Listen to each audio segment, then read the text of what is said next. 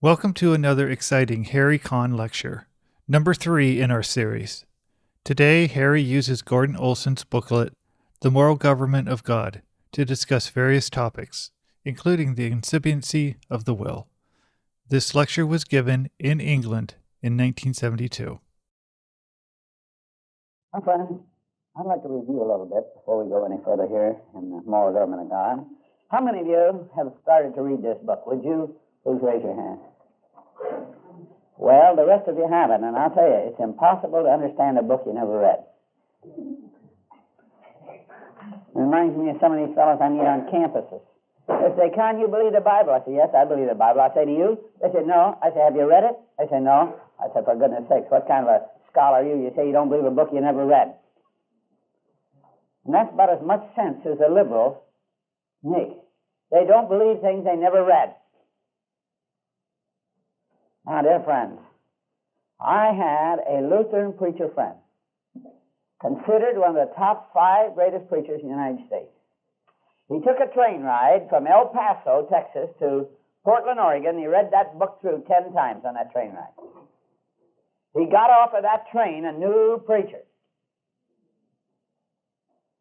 He preached a message the next day in his son-in-law's Lutheran church, and the whole congregation said, "That's the greatest sermon we ever heard in our life." Read that through 10 times. Dear friends, I hope you'll get to know this book like the back of your hand. Like the back of your hand. One of the lads, you see that down the middle? What does that signify to some of you?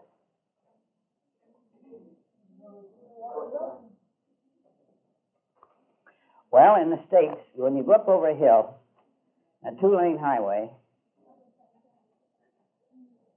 what do you see painted on your side of the road in the middle? Yellow line. Yellow solid line. What does that mean to you? Okay. She said no passing. She said no passing. So it's both, I'm sure. Now, my point is, when the state had that yellow line printed in the middle of the road, just a little bit on your side, were they wanting to be burdensome, oppressive, hard, rigid? Why'd they do it then? For your own what? For your own safety? Who else? So you wouldn't get hurt? To protect others as well? To warn you of danger? Okay. Beg pardon?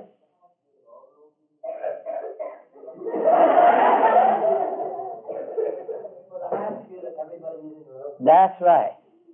Now, that's why God gave us the wonderful law of God. The wonderful 10 Commandments. We're going to see that later. Won't see it this morning. But that's also the whole purpose in moral government. So like that yellow line. By the way, do any of you look at that yellow line when you're driving? Say, "Oh, the governor. He wants to inhibit me. I can't get the most out of my Jaguar, my Duster, your Austin Healey, or even your bus. I can't let it out. I can't let it go." Is that the way you talk when you see a yellow line? Well, you know something? That's the way most people talk when they think about the Bible, though, don't they? When they think of God's moral government, they think it's hard, burdensome, oppressive, and rigid. That's because they don't really know it, isn't it? He says it's for our good always, that he might preserve us alive as it is at this day. That's Deuteronomy 6:27 that I just quoted you. All right, now I want to review for a moment. In inanimate creation, dear friends, how does man and how does God govern the physical creation? By cause and effect. Now, we have physical laws, don't we, in this realm? Physical laws. We're going to see a little while later when we get into moral government, then we have moral laws. And they're just as natural, they're just as logical as physical laws are. What did we say was the main characteristic now of physical government? One word. Certainty. God always gets what he wants in that realm. And in governmental providence, how do we see that God does that? How does he govern that? How does he rule? How's he regulate? Beg pardon?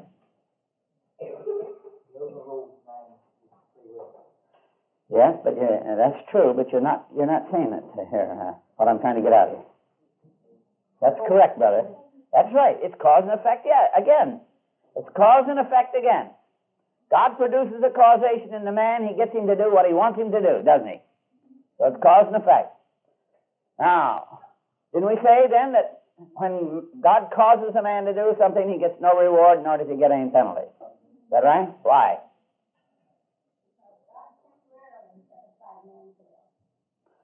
Yes. Someone else give me another reason.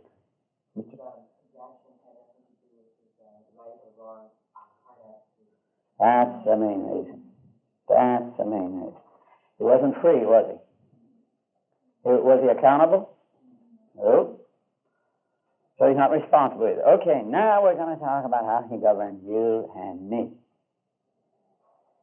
Please follow along as I read this under free moral action. All right, now please follow along with me as I read under free moral action. The normal course of accountable, self-caused action, where man is allowed to choose between motives presented to the mind to form his own moral character, be sole author of his destiny. Here God says, I have called and you refused, I have stretched out my hand and no man regarded. Please look at about the first 9 words. The normal course of accountable, self-caused action.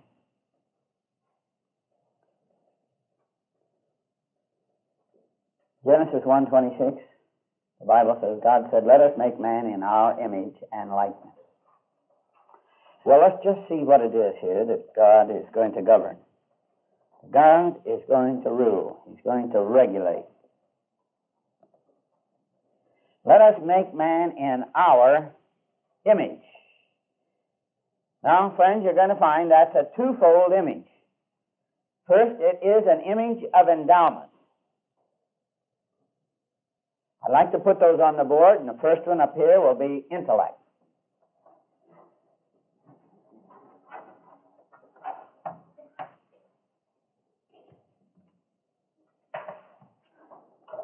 The ability to think, to create, to remember. God can do that, so He created that ability in you and me. Then, underneath this, the next one is, I should say sensibilities, but I'm going to put emotions, the same thing. The ability to experience what you're thinking about, to feel. By the way, if you just live for feeling, the Bible calls that living for the flesh. If you just live for the flesh, you'll die. By the way, sex comes under that. Nothing wrong with sex, but when we just live for sex, there's nothing wrong with eating. But if you just live to eat, there's 2 kinds of people in the world. There's those who eat to live and those who live to eat. And that's living after the flesh, and he says you'll die. You'll find, my dear friends, that every sin is a misuse of something that's good and right and legal. It's usually doing something that's legal, but doing it in an illegal manner or proportion. Being stupid about it, really. Emotions, the ability to experience, to feel what you're thinking about. And by the way, these people who don't want any emotion in religion, and there's plenty that don't. I've often said, I would to God he'd take it out of their married life and see how long that lasts. But neither, dear friends, should we just pump up emotions in religion. I refuse to go to churches where at the end of the message the preacher's always pumping you up in emotion. That's flesh too. That's flesh as much as going out on the dance floor. It's just a higher cultural level of flesh, that's all. Now then, he put this mighty endowment in man, will, the ability to choose between various alternatives presented by the mind to the will. That's your decision-making. That's your directive part of you that says, I will go with YWAM, or I will stay in my local church, or I will serve myself. Just like when I get home from work, I'm thinking now when my children were younger, and after we got them to bed, I would say, well, what shall I study tonight? Philosophy, psychology, engineering, economics, or theology? You see, my mind, like a typewriter, just ran those alternatives past my will. My will says, tonight I'm going to study theology. So, what decided what I'm going to think about? Did the mind? Nope. The will did. By the way, let's say I say, now tonight I can study electronics, philosophy, psychology, theology, or pornography. So I go get a book on pornography, which, by the way, I've never had. Because your mind's like a computer, garbage in, garbage out. Make no mistake about it. You're affected by everything you see, everything you do. Okay, now I sit there and I look at this pornography book, and I look at all these pictures, and pretty soon, what kind of feelings do you think I've got? What do you think my emotions are doing now? I'm getting sexual emotions, isn't that right? Because my emotions follow my mind. You see, you just can't feel sex. You've got to think sex first. When you think on sex long enough, then you'll begin to feel it. That's true with anything. It's even about the Lord. It's like, that's the way the mind and the emotions are.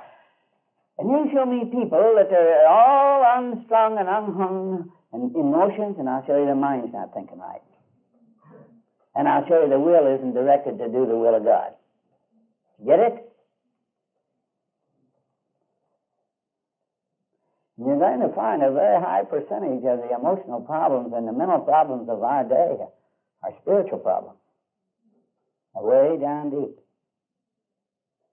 Now then, let's put something else in there. Let's put a built-in alarm clock in him. Conscience.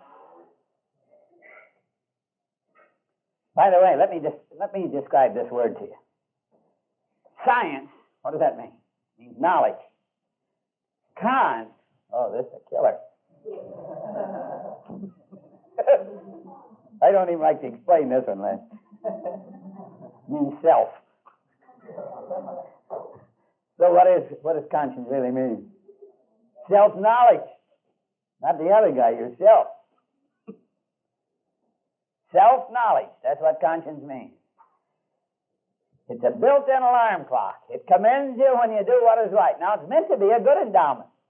But it's like any alarm clock. You let it keep on running and running and running, you never get up, it becomes a pain in the neck, doesn't it?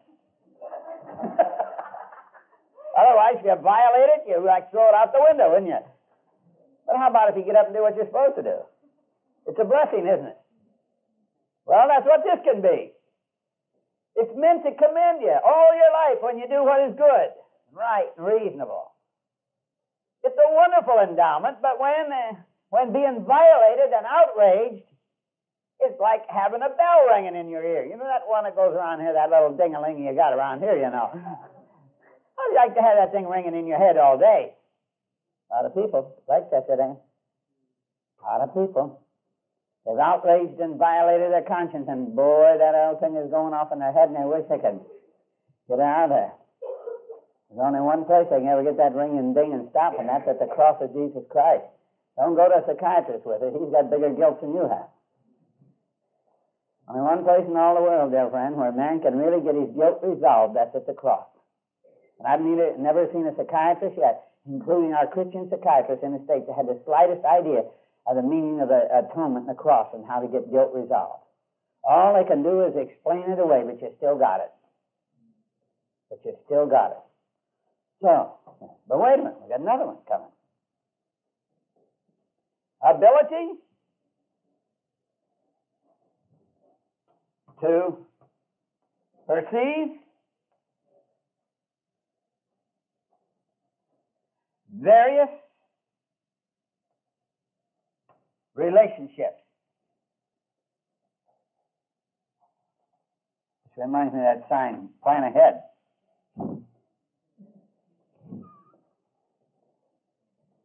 What do I mean by that? Like you, dear friends here, you can perceive your family relationships, can't you? You can perceive social relationships. You can perceive civil relationships, like with the government of England, or your township, your town. You can perceive business relationships, social, civil, spiritual. Look at them. There's many of these different relationships that we have in life, which, by the way, many animals can't perceive of one of those. Not one. You know what you have to do with a sow, a pig, when she has about 14 to 16 little piglets? You know what you better do, and you better do it real quick? That's right. Take them away from her, because she'll eat them. How's that for a family relationship? And some people would have you think that man is just a higher form of an animal. Ridiculous. Ridiculous. They can't create anything, have no creativity about them. They just go by instinct. Birds all make their, any particular type of birds make their nests exactly alike. So now here's what is meant by let us make man in our image. That's an image of endowment. By the way, would you erase that board for me, please? Do all of you have that down? Have you written that down? That's what is meant by our image. Now, I want to just specialize here for about the next half hour on the most important phrase you'll ever learn in your life. It'll take you through psychology. It'll take you through life. It'll help you in such a way that you would never dream. Now I want to write this phrase down on the board.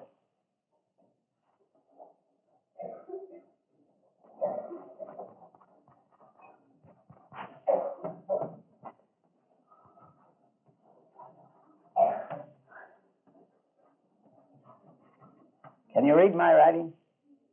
Barry, what does that say? Nope. Incipiency of the will. Now, dear friends, please look, and we start to read here as we start this session here. The normal course of accountable, self-caused action. Several years ago, one of the members of our Supreme Court in the United States, named Byron White, who used to be an All-American football player at Colorado when I was in school. Now, Supreme Court Justice, he says this.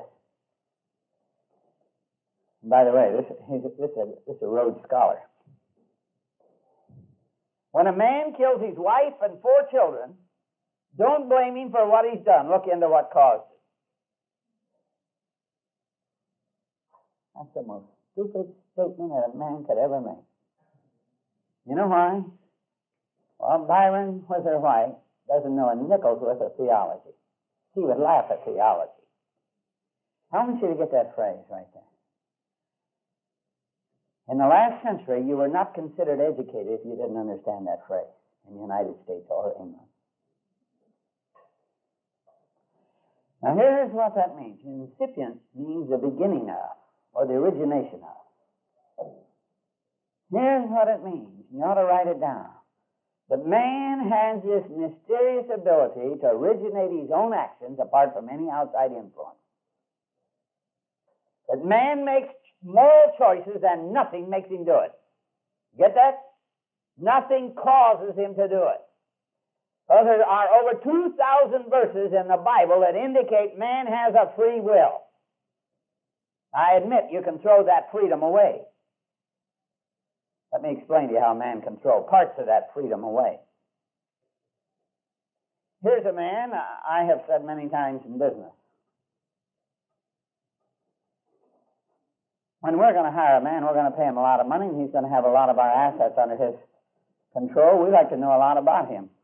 I'll say to them, where do you stand on the alcohol problem? Well, often they said, well, Harry, I can take it or leave it. But I keep on watching them. I know pretty soon they're always taking it. Not much leaving. They can take it or leave it, but pretty soon I notice they're always taking it. So here's what happens. When they take a drink, they make a link in a chain. And then they make, the next one is another link. And where do you think that chain goes? Where do you think it goes? That's right, it goes right around himself. Now then, pretty soon, where do you think that freedom is? He's in such habit. You see what I mean? He has developed such a habit. He can't live without the drink, he thinks. Now, dear friends, you want to write this one down. Freedom exists. Freedom exists only in proportion. Freedom exists only in proportion to wholesome restraint.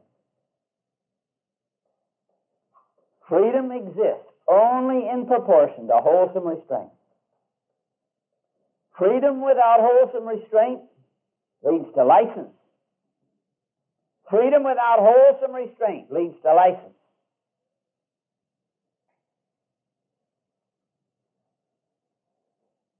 Freedom without wholesome restraint leads to license. And license leads to bondage.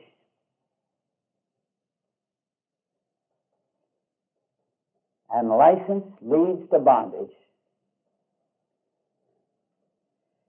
And bondage evaporates freedom. You see that vicious circle? Let me tell you something, dear friends. Freedom is the most precious thing you have, and guard it closely. Guard it closely.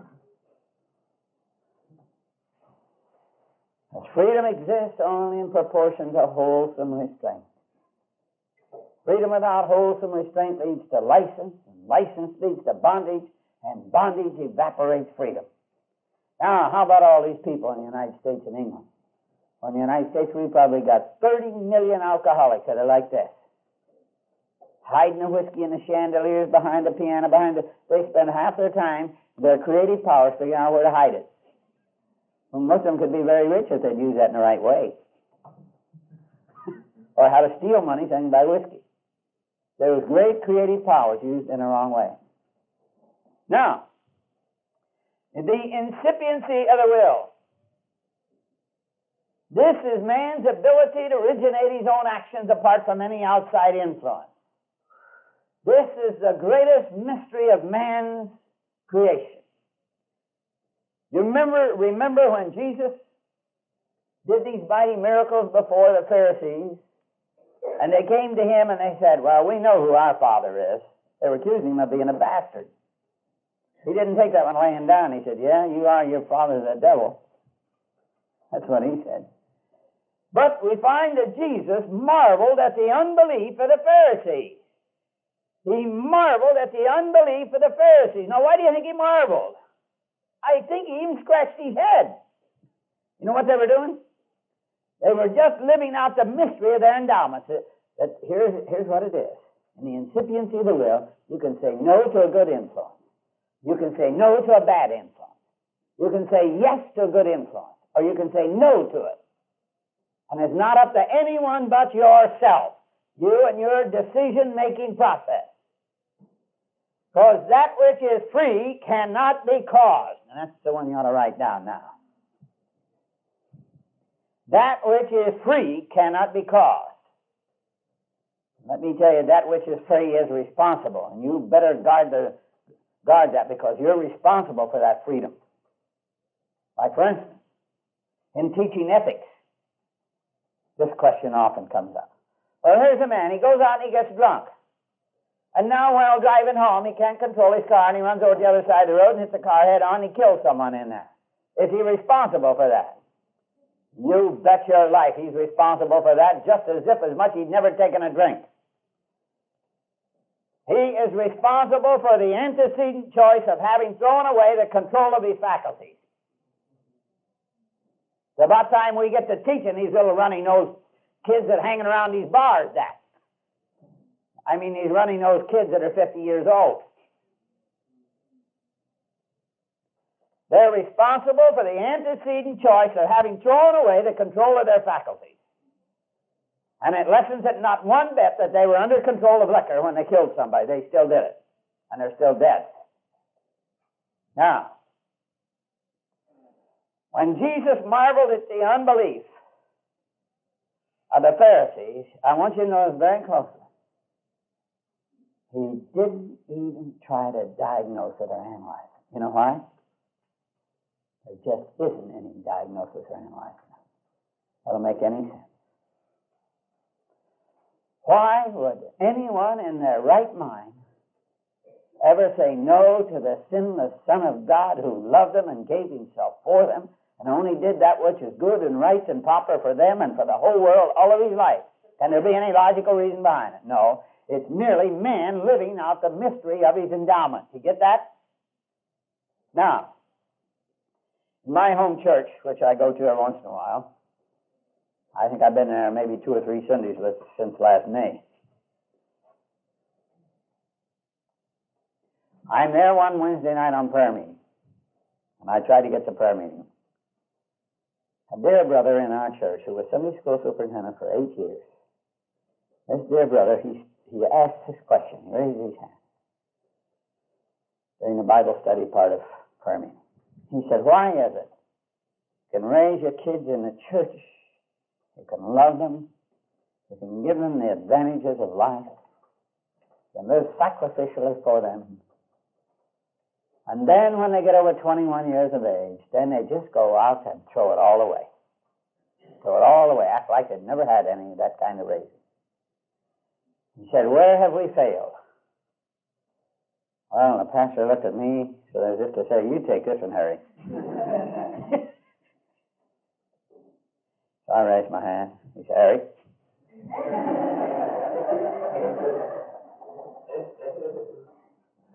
Now, here's the way I wanted to answer. And I started. 100 years ago, when Christianity was intellectual, before we got all this except Jesus deal on our hands, 100 years ago, when it was intellectual, but I didn't say that because I knew I'd hurt his feelings. I didn't want to hurt his feelings. So I said 100 years ago in Christianity, there was a very common phrase used among people who were serious about their relationship to God and serious about knowledge of God. And it was a phrase called incipiency of the will. I'm saying this to the whole group there. Which means that man has a mysterious ability to originate his own actions apart from any outside influence. And a person can be raised in a good family and he say, I don't want it. I'm going to go live and die as a drunk and a profligate. Or he can say, yes, I want it. There's nothing that causes him. Now you can influence him, but you can't cause him. You see, in free moral agency, man can be influenced but not caused. But dear friends, I must get it from you before I go ahead with this illustration. What's the difference between an influence and a causation? An influence can be rejected or accepted. Can a causation? Okay, that's great, Mr. Brown. An influence, you can say no to it, or you can say yes to it. You can accept it or you can reject it. Now, I said, here is man with this mysterious ability, the incipiency of the will, the ability to originate his own actions apart from any outside influence. So he can say yes to a good raising, or he can say, no, I don't want it. I want to go live for myself supremely and live for feeling. Live for feeling. And wind up a moral wreck on the sands of time. Now, I said, we live in a day, though, when we're being educated away from our common sense, and we live in a Freudian day. Now, we got a big pendulum here, and I'm going to show you. Over here on this side is Freudian psychology. That everything that you do, every aberration, comes from an inner conflict that you have because Mama spanked you too many times when you were 3 or 4 or 2, or it's an inner conflict that you have over some sexual repression. Poor old Freud was hung up on sex. That when a baby sucks his thumb, that's a repressed sexual tendency. He seems never to having heard of puberty. So here is man over here that when he does something now that's an aberration, which means anything departing from the norm, we say, what caused him to do it? What caused him to do it? Mama spanked him too much. Daddy was too hard. Now he doesn't go to church because when he was young they rammed it down his throat. You ever heard that one? Only a million times, I dare say. Say, listen, I told somebody I had a precious mother, lived a holy life. She never rammed Christianity down my throat or any one of her 9 children that were alive after she got saved. Yet I have 2 sisters to this day that are Christians. One's 70, and the other one's about 68. They had the same influence I had. Nothing caused me to get saved. Nothing causes them to reject Christ. It's merely they're living out the mystery of their endowments that they can say yes to a good influence, or they can say no to a good influence, and nothing is making it. But we live in such a goofy Freudian age that when a man does almost anything, we have to analyze it, diagnose it. Like, for instance, 2 psychologists were walking to work one morning, and they passed another psychologist. The other psychologist said, "Good morning, gentlemen." They walked down about 10 steps, and one psychologist said to the other, "What do you think he meant by that?"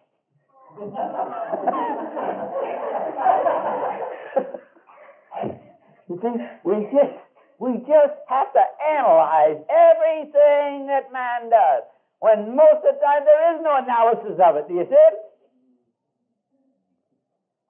But over here, it's Freud. Now, over here, and the devil's got another dandy antidote over here.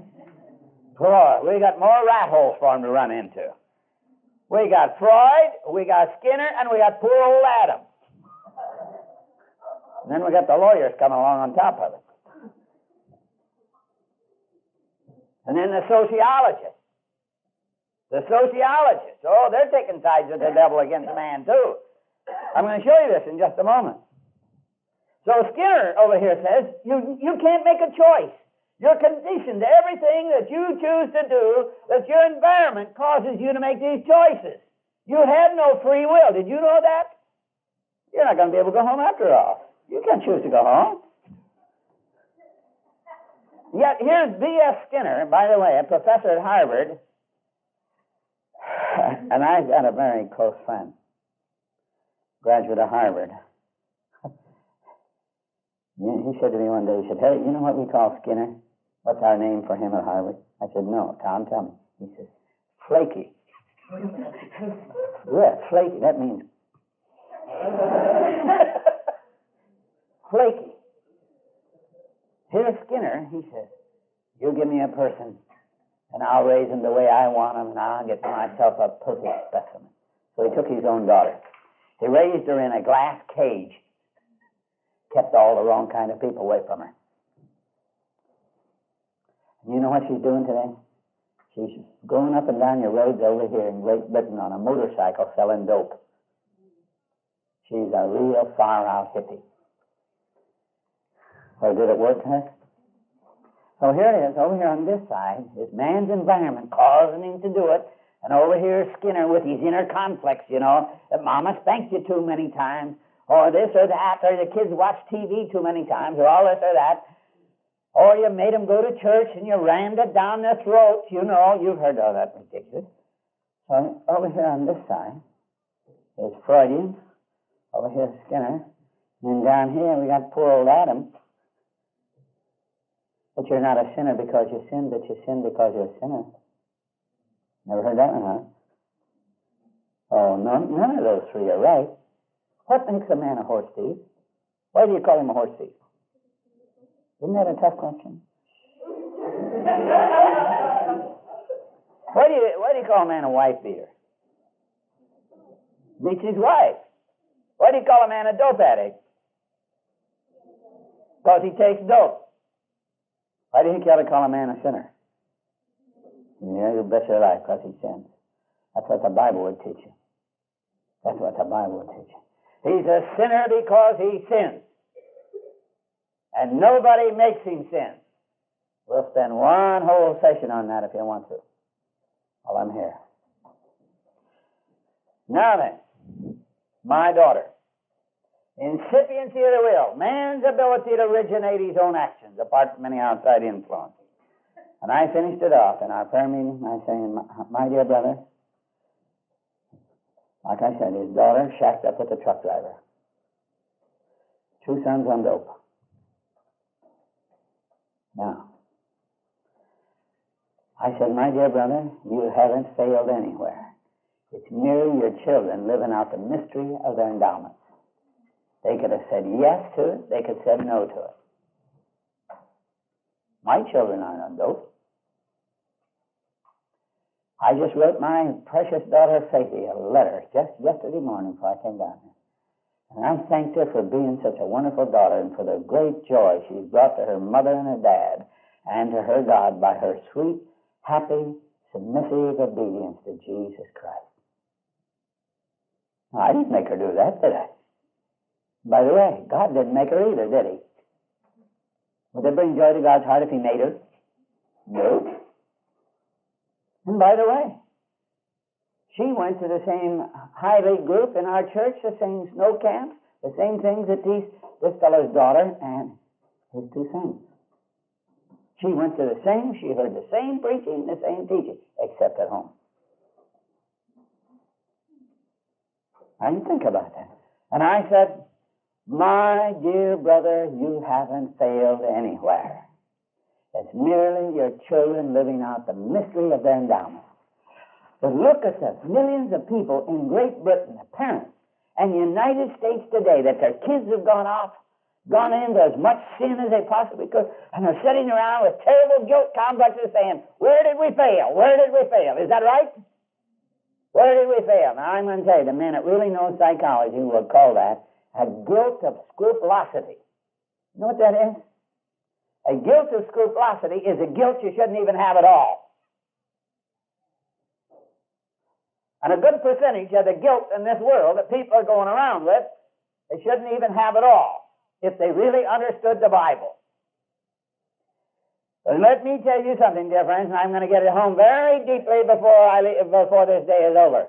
This is the only book of preventative psychology ever been written in the whole world. Did you get what I said? Preventative psychology. All psychology starts helping them after they're feeding the birds on the calendar.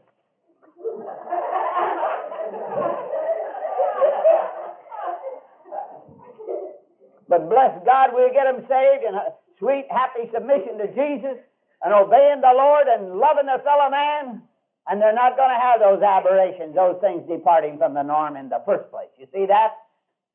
You'll walk with the Lord and know this blessed book and apply it to your heart, and you'll never give a shrink 5 cents.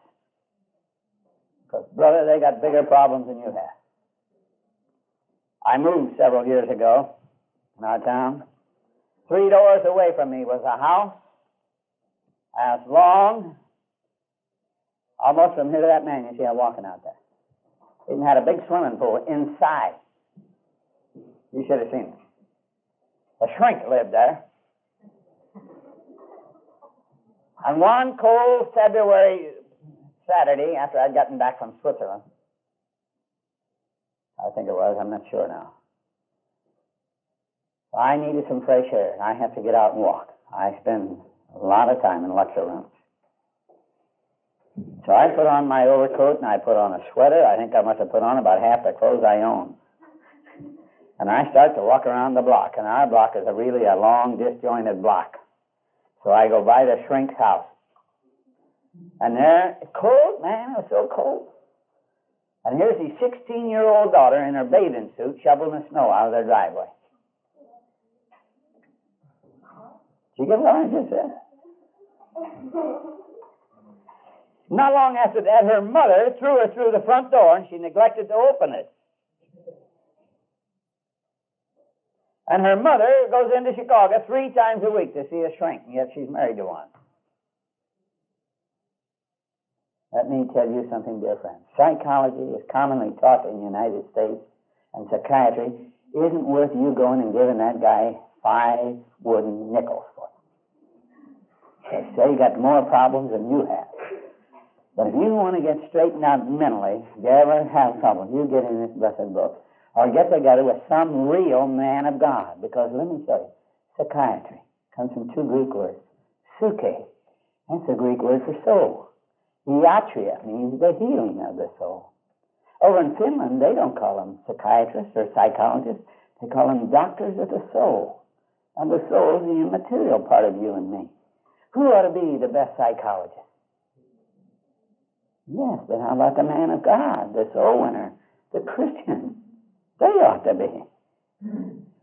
I've got Christians back where I live that I've taught that are better psychologists than those guys we got around town getting paid for it. Now,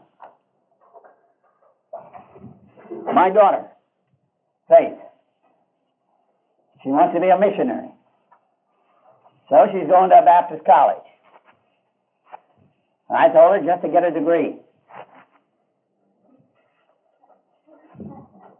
Because I said, it's not going to make you a better Christian, but there's a lot of dummies in this world that think it does. And I said, Faithy, with the grasp that you have of truth, by the time you're 30 years old, someone will offer you the job of being president of a Christian school. There's no doubt in my mind, with the grasp of truth and her sweet, humble submission and her love of serving the Lord and serving her fellow man. Those kind of people go up, and they go up in a hurry. And I said, now, honey, why don't you go back and get your last 2 years? Won't make you a better Christian, but someday somebody will say, well, Miss Conn, would you like to be the president of our school? And she said, well, let me pray about it. And sometime later, she said, yes. Well, would you fill out this application? And they see 2 years there, and they say, because the North Central Accreditation Society says that the president of the school must have a degree. They don't care whether it's in animal husbandry or pharmacology, but you must have a degree.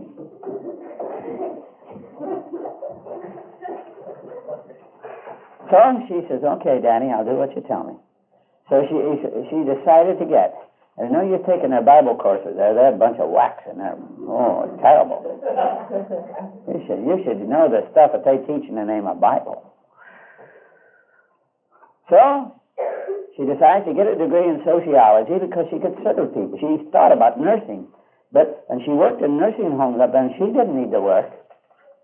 But she did it to serve, and she said, Daddy, I don't want to be a nurse because all you do is take care of the physical things. It's the moral problems that's got them in there. So she said, Daddy, the only thing I can see is psychology, or is sociology. I said, okay, honey. Now then, dear friends, over in Vienna is a man I consider one of the top 3 psychiatrists in the world. His name is Viktor Frankl. F-R-A-N-K-L. I studied under Viktor Frankl. Viktor Frankl written a book called Man's Search for Meaning. Terrific little thing. He's not a Christian, he's a Jew. Viktor Frankl says, you can always endure the how of any situation if you can figure out the why. You get that? Now then, Viktor Frankl says, and he shoots this old idea right square in the...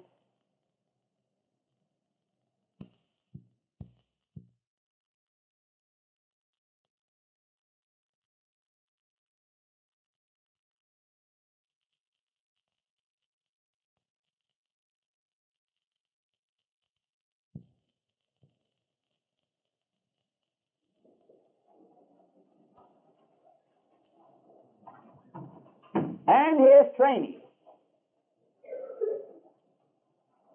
This would determine his destiny.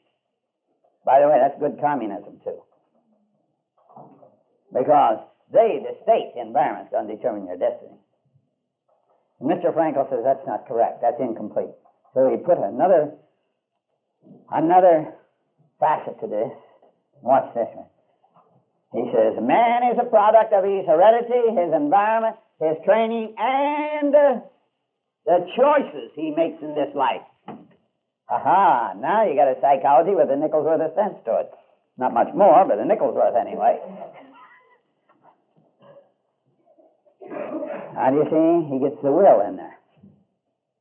Otherwise, you can get a man guilty with him. So, up at dear little old Bethel College in St. Paul, Minnesota, where my daughter is studying, They're teaching her in sociology that man is the product of his heredity, his environment, his training. That'll determine his destiny. So in sociology, what are they going to remake? The environment and the training. And so man will just be all right then. And my daughter raises her sweet little hand, and she says, "No, Professor, I think that's incomplete. According to Dr. Viktor Frankl, who could eat this guy alive in one gulp, never even know he ate him." He says, "No, Dr. Viktor Frankl says," she wanted to say my daddy says, but I think he gets a little tired of hearing that.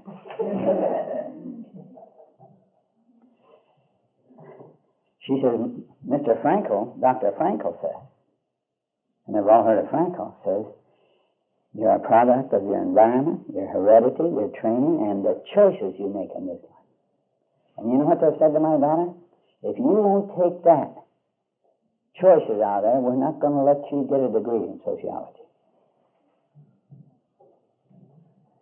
What do you think of that? What?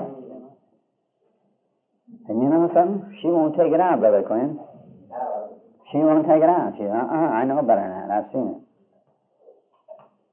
And by the way, I go down to Purdue University and I teach psychology down there. And I taught sociology. Now, I'm a sociologist. I'm sure not, because if they ever took the lies out of sociology, there wouldn't be nothing to teach. No, let me give you a real good. By the way, I'm not the first person to ever say that. About the year 1940-41, Chicago University Sociology Department had a grant. And they went back and they studied 42 sets of identical twins that were separated at birth. Now, here's one has been adopted by a college professor, the other one by a truck driver. Here's one set been adopted by a farmer, over here by a doctor. Here's one by a lawyer, this one by a school teacher. 42 sets. They spent a long time in chasing them down and finding them, and they gave them days of tests, IQ. Now, I'd like to ask you, dear friends, a question. By the way, when I was young and in college, they used to teach if you take a black colored man out of Mississippi or Louisiana or Georgia or Tennessee, the Deep South, if you take them out of the Deep South and take them up north to Milwaukee, Cleveland, Rochester, Minneapolis, Milwaukee, that their IQ would go up 12 points. That's what they used to teach. So, by the way, they still teach that some places.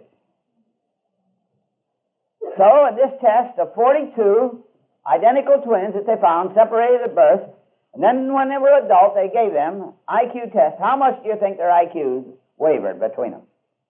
Identical twins. Who would like to guess?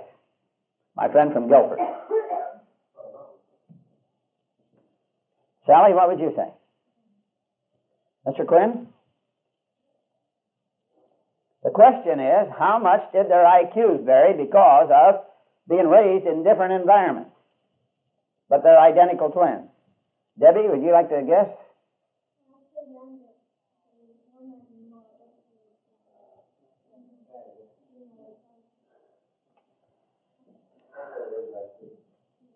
What?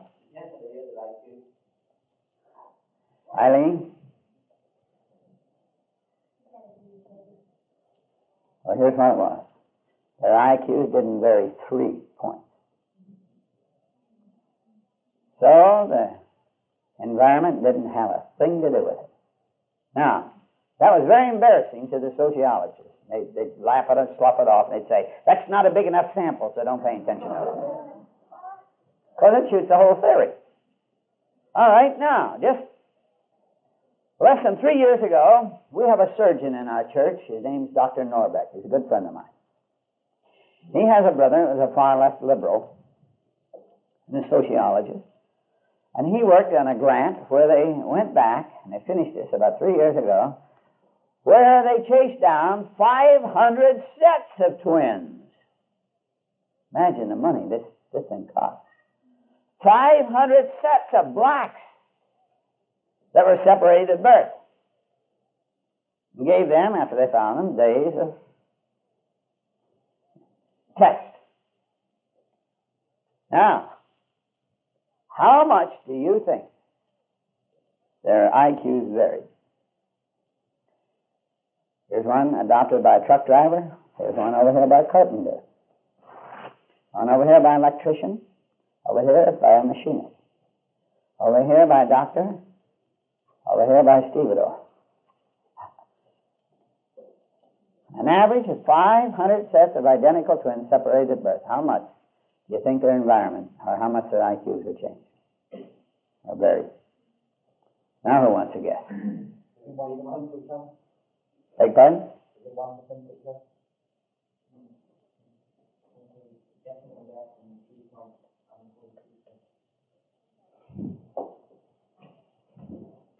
Just like you said, it's less than 3.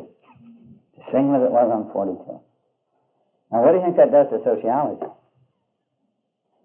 You know, that's so embarrassing that the government won't print up the report. Won't print up the report. Because it cuts right at the very heart of that thing of remaking the environment. Now, let me show you this, dear friends. And I get a blushing out of this every time I explain it.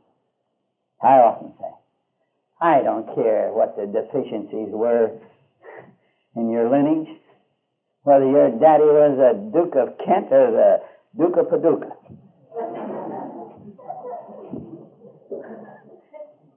Or whether he was a stevedore or what he was. I don't care what kind of a neighborhood you were raised in. I don't care what a lousy school you went to, and you couldn't have gone to any more worse ones than I did. But if you make the choice to serve the Lord, choose you this day whom you'll serve, that will make up for any deficiencies you got here. Is that right? We can get a new dad she can't find a thing wrong with. Isn't that wonderful? Oh, bless God, what a gospel. Well, I can get excited about this gospel, Brother Quinn. This is why I just can't lecture in a conversational tone. If I did, I'd probably live till I was 108. I'll probably die by the time I'm 62. Because I get so excited and so blessed by the blessed gospel of the Lord Jesus Christ, the intelligence of it. That's what thrills me. The reasonableness, the rightness, the practicalness, the fitness of it. My, with this gospel, you can go out and preach yourself into an early grave and never feel like a martyr. Look at that. I don't care who he was. I don't care whether he's a duke or he's a garbage collector. Whether you lived in Soho or born, bred, and bruised in Soho or out in Windsor, wherever that is.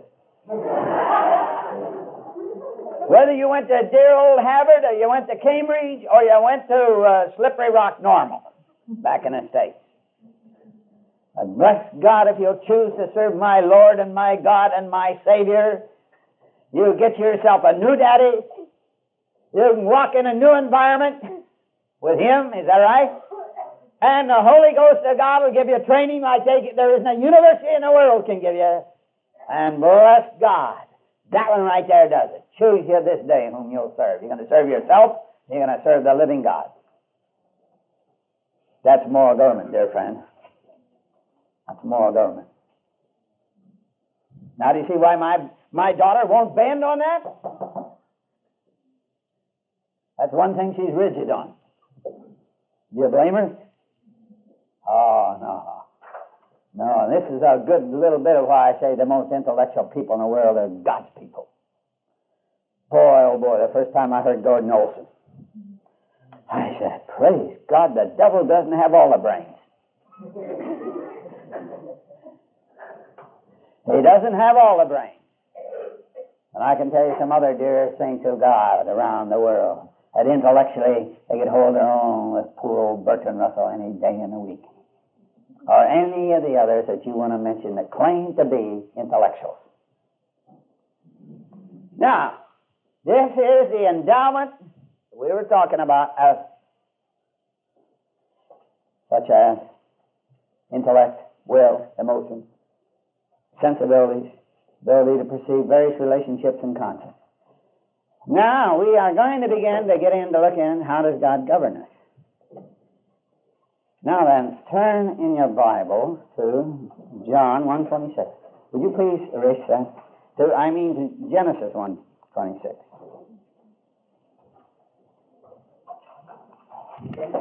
1:26. By the way, let's take a little break right here.